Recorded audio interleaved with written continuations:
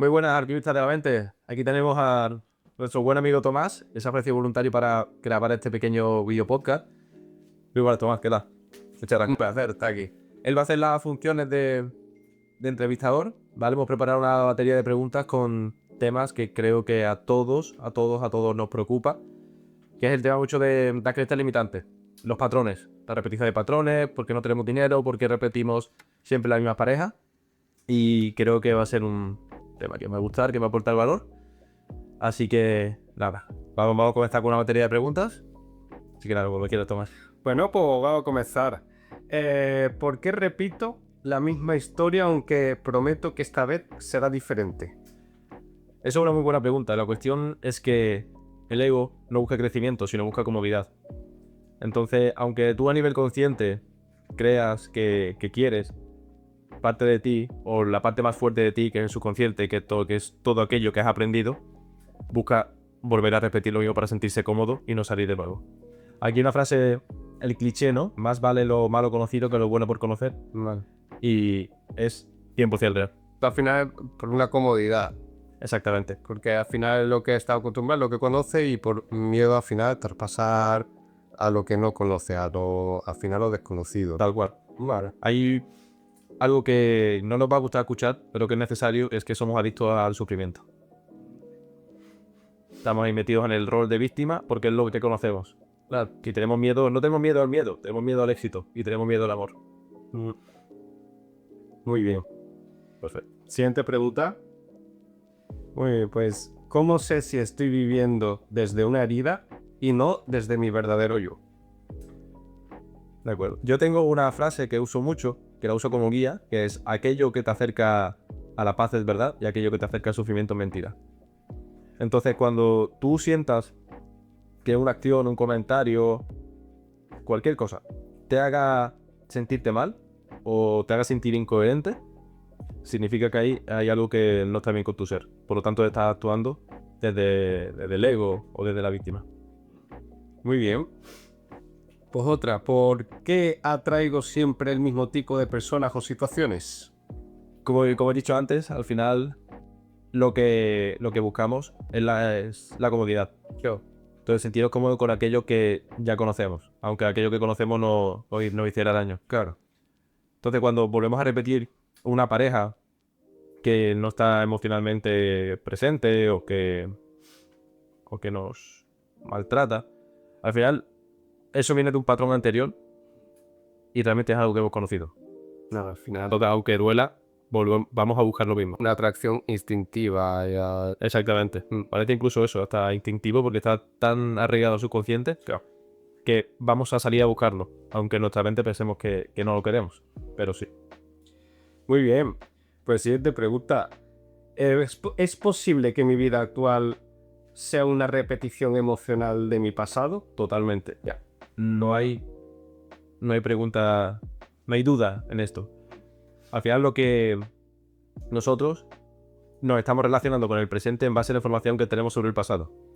Cuando nosotros pensamos que estamos viviendo una nueva situación, que tenemos la potestad realmente de decidir desde la libertad, es totalmente falso, porque al final nosotros hemos cogido una información y vamos a juzgar y vamos a actuar en base a una situación similar que pasó en el pasado y cogimos esa información.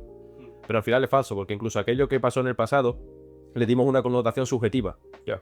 Y aquí viene el kit de la cuestión. Queremos relacionarnos de una nueva manera con el presente en base a una información que aprendimos del pasado, que encima la tomamos de forma subjetiva, lo cual significa que nunca pasó. Wow. Bueno, pues, ¿cómo puedo identificar un patrón limitante cuando parece algo normal? Muy fácil. Pregúntate si realmente estás consiguiendo los resultados en tu vida en ese área. Si ves que no, si ves que sientes que hay algo que te está limitando, que parece que te está chocando contra un muro, hay alguna creencia o patrón limitante que estás repitiendo.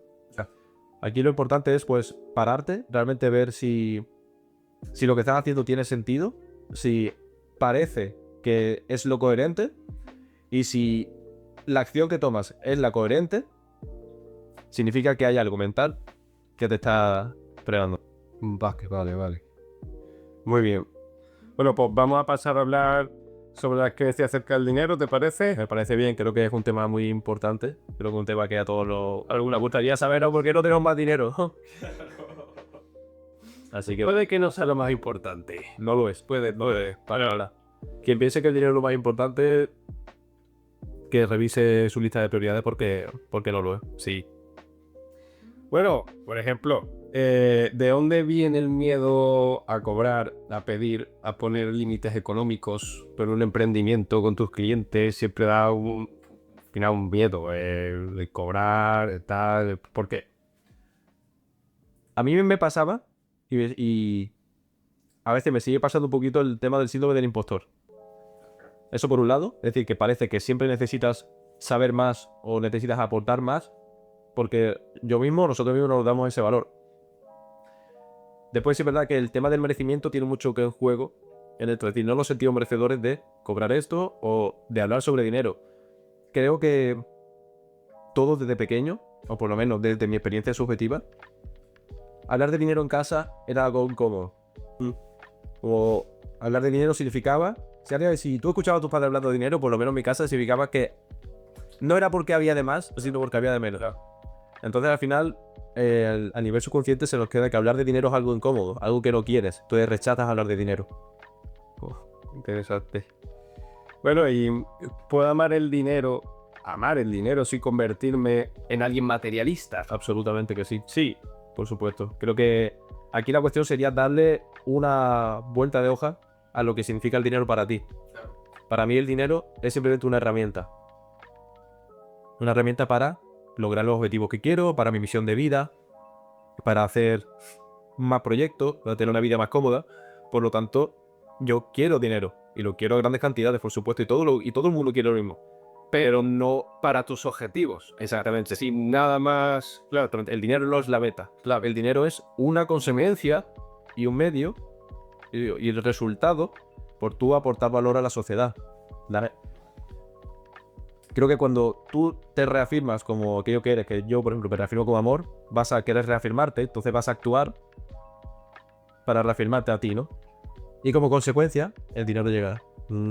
Pero el dinero nunca debe ser la meta. Jamás. Jamás. Totalmente de acuerdo, sí. Bueno, ¿y por qué muchas personas espirituales viven en carencia constante? Creo que esto va a tocar un poco la fibra, pero ahí se está desvirtuando lo que es la espiritualidad. Para Jesús nunca dijo, ¿sabe?, que los buenos de espíritu tendrían que ser pobres.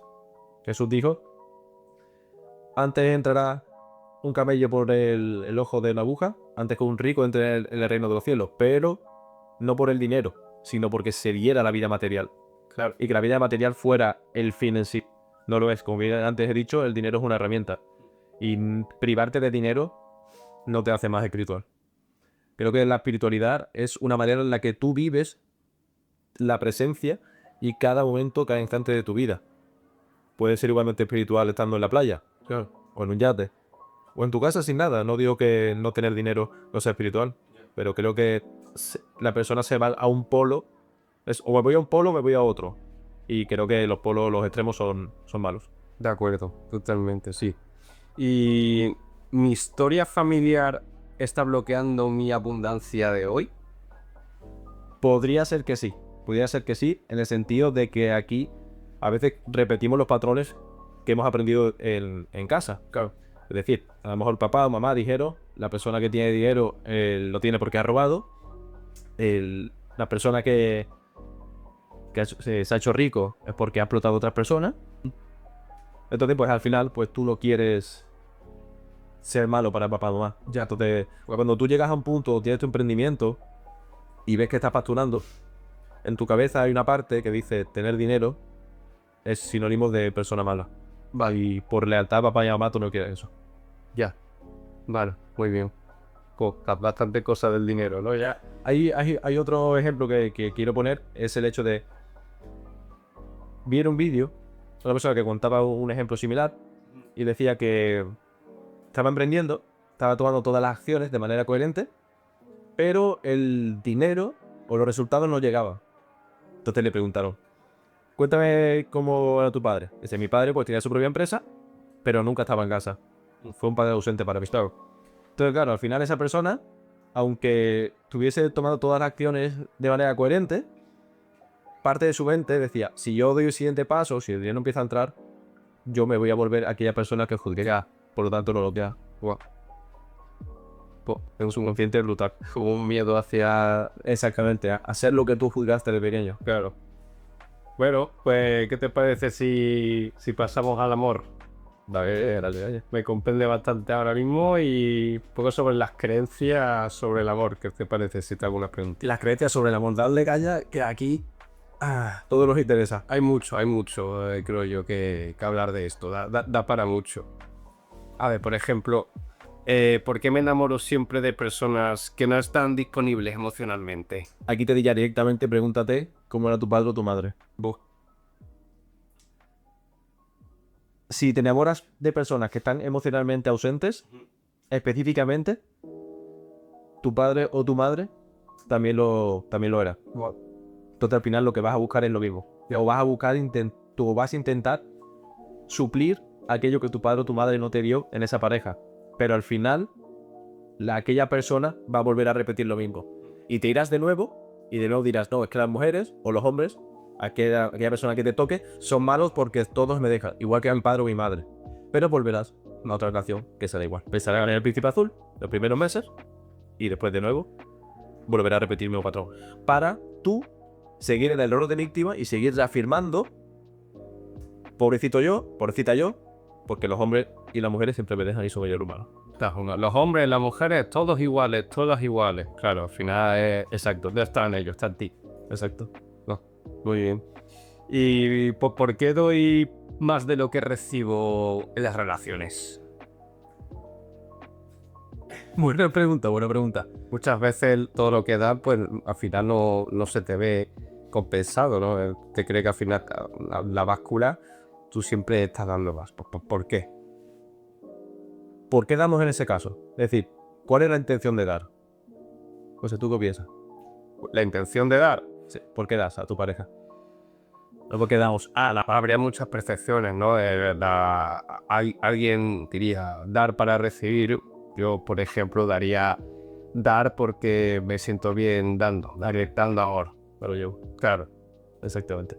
Al final creo que, bueno, que esto es la respuesta a la pregunta, como he dicho antes, ¿no? Cuando tú te reconoces a ti como lo que eres, al final, para tú reafirmarte, pues al final das, pero no das para recibir a otra persona, das porque te lo das a ti, ya, porque tú quieres reafirmarte. Yo digo que no nos relacionamos con las otras personas, sino nos relacionamos con nosotros mismos a través de las otras personas. Entonces al final lo que tú das, te lo das para ti. Claro. Cuando ves a una persona en la calle y le das dinero, no le das dinero a él, te lo das a ti, a través de la otra persona. Cuando ayudas a otra persona, no la ayudas, te estás ayudando a ti a través de la otra persona. Claro. Y eso es algo importante que tenemos que tener en cuenta. La respuesta a la pregunta, en cuanto al tema de relaciones, ahí diría que buscamos que la otra persona, él no nos estamos dando a nosotros a través de la otra persona. Ahí estamos dando para que la otra persona nos reafirme, no nosotros a través de ella, sino que la otra persona nos reafirme a nosotros con el dar. Claro, si yo doy, al final, ¿qué va a pasar? Pues que la otra persona no va a tener ninguna excusa para o dejarme o pensar que yo soy mala, porque claro, como yo lo he dado todo, yo estoy aquí siempre, al final, ¿qué pasa? Cuando tú das sin pensar en ti, en este sentido más egoico y limitante, ¿no? Al final, ¿qué pasa? Que tú te vas olvidando de ti mismo o de ti misma, ¿no? Porque por y para los demás. Y seguramente cuando pasa un tiempo y tú estés durante mucho tiempo en ese rol de salvador o salvadora de dar, te olvidarás de ti mismo o de ti misma y como consecuencia tu pareja te dejará porque dejarás de ser la misma persona con la que te enamoraste, de la que se enamoró. Ya. Y volveremos a reafirmar, es que al final todo me deja. Claro, si yo, claro, ¿cómo me van a dejar si doy tanto? Claro. Al final está en ti, claro. Bueno, y por ejemplo, entonces, ¿elijo desde el amor o desde la herida del abandono o el rechazo? No. Aquí creo que la pregunta que nos tenemos que hacer es si realmente entramos en una relación porque necesitamos o porque queremos. Creo que una persona debe complementarnos, es decir, hacer de nosotros, o con nosotros, o junto a nosotros, algo mejor, pero nunca completar nada. Ya. Entonces, cuando tú lo que buscas es de esa necesidad o de esa carencia, decir necesito porque si no, no me siento bien, o necesito una pareja que me reafirme que yo soy buena, que yo soy válida, entonces significa que estás entrando en una relación desde esa herida de rechazo o de abandono.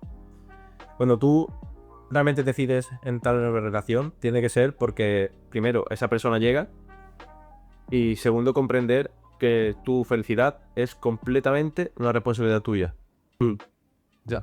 Entonces, cuando entras con esa intención, pues sabes que estás dirigiendo desde el amor. Claro, no por sentirte completo o completa. Vale, muy bien.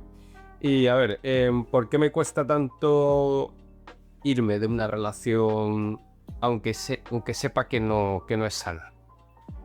Nos cuesta irnos de una relación porque pensamos que incluso dentro de lo malo vamos a estar mejor que solo fuera. Ya. Pensar que esas discusiones no se van a volver a dar, que parece que volverás a casa y no habrá nadie, aunque ya no haya esas discusiones, nos hace sentir más miedo que estar dentro de la relación. Entonces, lo que considero es que el volver a enfrentarnos, entre comillas, ¿no?, a estar solos o solas, es más duro en nuestra mente que seguir una relación que no nos hace bien. Ya. Bueno, claro. Totalmente de acuerdo. ¿Y entonces es amor o es dependencia emocional? Dependencia emocional, totalmente. Claro, ya, ahí no hay más. Bueno, el amor es de uno mismo para uno mismo.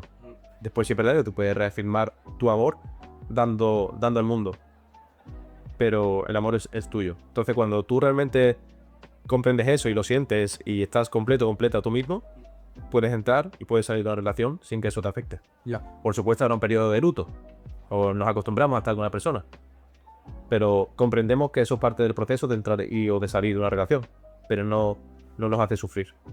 Ya. O no nos hace sentirnos menos o incompletos. Muy bien. ¿Y por qué confundo intensidad con conexión real? Buena pregunta. ¿Qué diferencia es? ¿Qué es la intensidad y qué es la conexión real? Aquí creo que lo que estamos volviendo es a repetir un patrón que vimos en casa.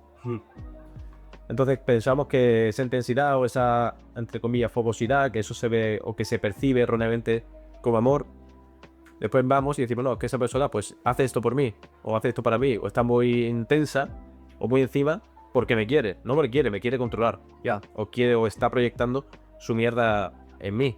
Entonces yo eso, como también lo he visto, porque al final la jirafa se junta con el jirafo, voy a percibir eso como que eso es amor, porque yo también lo he visto. Y he traído a esa persona intensa. Entonces creo, como realmente lo creo en mi subconsciente, que eso es conexión y es amor, cuando no lo es. Claro. Guau. Muy bien. ¿Y qué patrones de mis padres que estoy repitiendo en mis relaciones? ¿Podría identificar tales patrones y demás? Por supuesto, un patrón no significa que, o no tiene por qué haberse dado de papá a mamá. Incluso tú puedes haber generado tu propio patrón.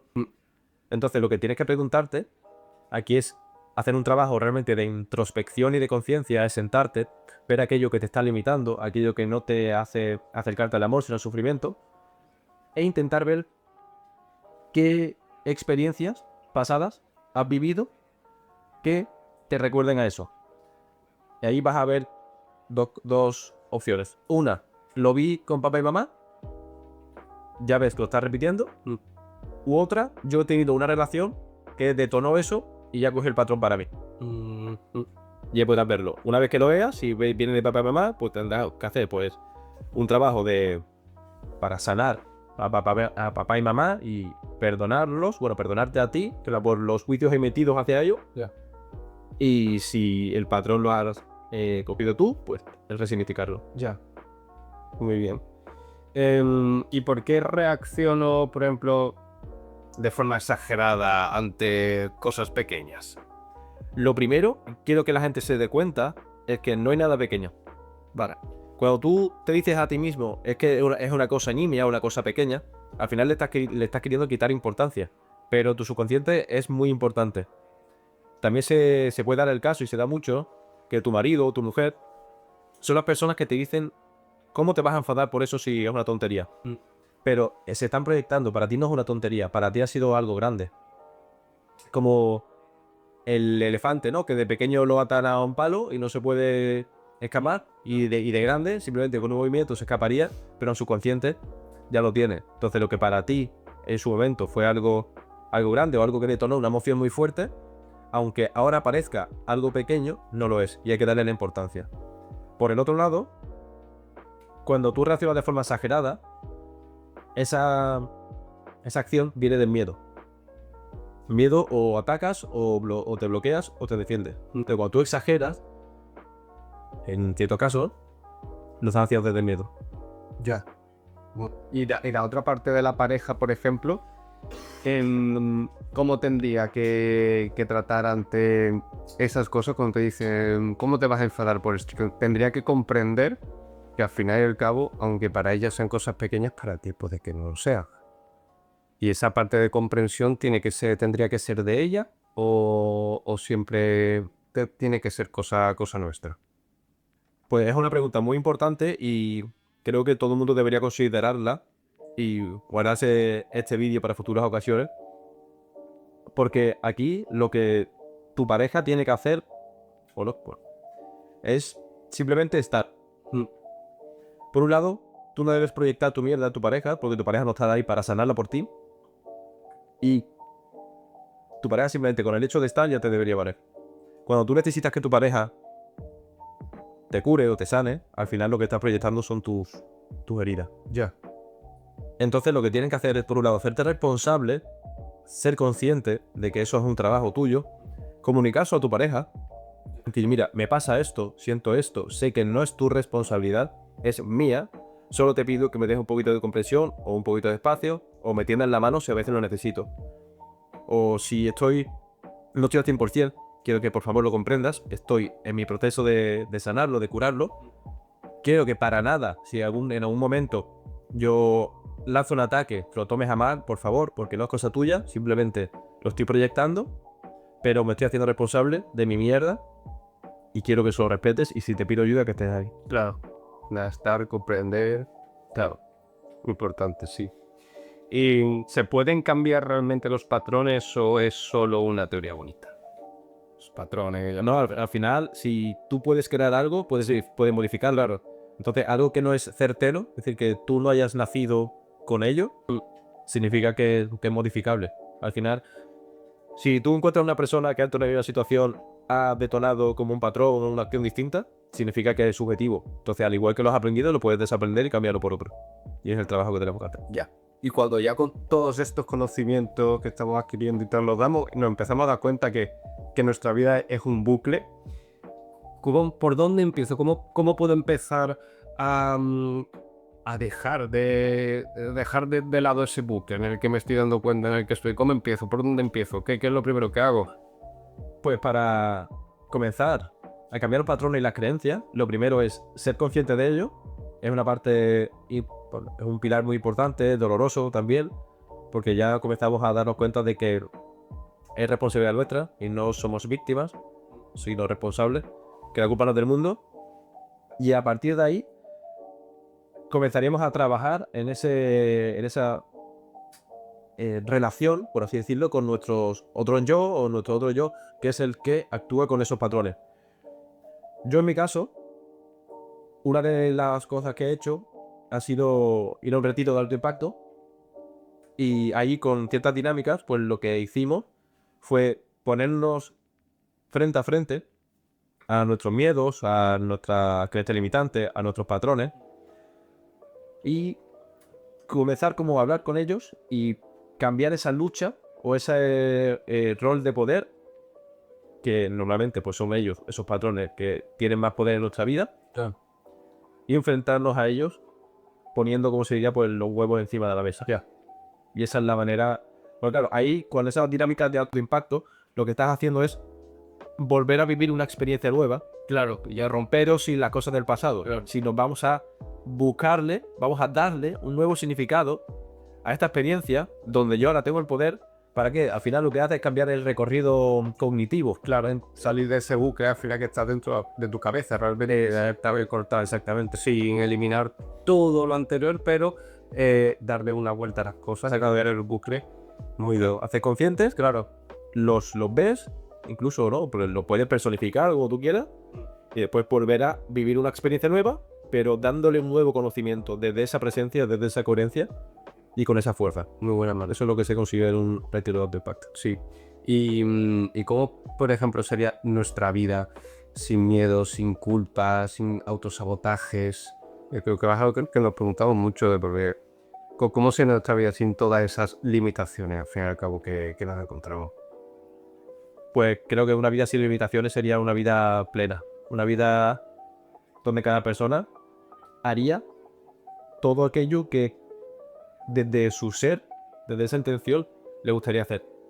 Creo que muchas personas al final dejan de hacer sueños, proyectos, familia, viajes, no sé, echarse una siesta, cosas, cualquier tipo de cosas por miedo, porque considero que si no hago no soy productivo, porque considero que si me voy van a pensar mal de mí, considero que si le digo algo a una persona va a haber un conflicto. Al final, ¿qué pasa? Pues nos abandonamos a nosotros. Ya. Entonces, al final lo que queda es, pues, un cuerpo humano sin vida prácticamente, ¿no? Porque al final lo único que hacemos es poner todas esas corazas, lo que impide que tanto la luz nuestra salga como que la otra, como la luz de fuera del mundo y todas las personas que hay alrededor, que es increíble, entren. Ya. Entonces, no sé, dime tú, ¿cómo sería una vida sin límite? ¿Quién sería yo, por ejemplo, si dejara de vivir de esas heridas que me llevan a esos límites? Como si una vida sin límite, pues, ¿quién sería yo? ¿Y qué estoy perdiendo por seguir repitiendo esos mismos patrones? ¿Quién sería, ya como sea nuestra vida, ya no lo he contado, pero quién sería yo? ¿Y qué me estoy perdiendo por no ser ese yo? Lo primero que serías imparable. Serías imparable porque te reconocerías con aquello que eres, que es, pues, amor puro y duro. Así hemos venido ¿no? a vivir. Pero claro, al final, pues, esas limitaciones, pues, hacen que no. Y la vida sería un constante júbilo.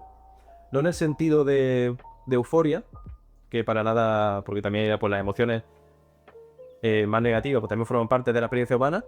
Pero ya habría una comprensión, una aceptación, por lo tanto no habría sufrimiento. Ya. Entonces puede, no sé, se muere una madre, se muere un padre, se tendrá una pareja, y al final pasas por un proceso donde pues duele, pero se acepta, porque ya te reconoces como tal y ya no hay límite. Porque uno de los límites que nos ponemos es el límite al amor, el límite a sentir esa plenitud que parece al principio cuando empiezas a sentirlo hasta raro. Y coño, me siento raro, esto no puede ser normal o esto no se puede sostener a largo plazo. Y sí que se puede. Porque estar en amor no significa estar todo el tiempo con la cara feliz. Claro, si lo comprender y aceptar. Ya. Desde el amor. Entonces, al final, lo que me pierdo por no ser esa persona es la vida. Te pierdes la vida. Pues, y si hoy fuera ese día en el que rompemos ese ciclo, che, Para las personas que comiencen a darse el permiso de comenzar a romper el ciclo, a ver, yo no puedo hablar por nadie, pero desde mi experiencia, cuando tú te comprendes a ti mismo y te conoces y te reconoces como amor y ya no entras en ese ataque y encima comprendes a la otra persona, porque cuando tú te entiendes a ti mismo o ti misma, entiendes a la otra persona, porque las emociones finalmente suelen ser las mismas, las ideas son muy pocas, son las mismas. Claro, cuando la otra persona se siente comprendida y ve que su ataque ya no tiene ese efecto, porque encima a ti ya no te duele, y encima tú la comprendes, cuando ese ataque ya no va a tener sentido, porque detrás de lo que hay en ese ataque es una búsqueda de comprensión, de búsqueda de amor, y tú se lo estás dando.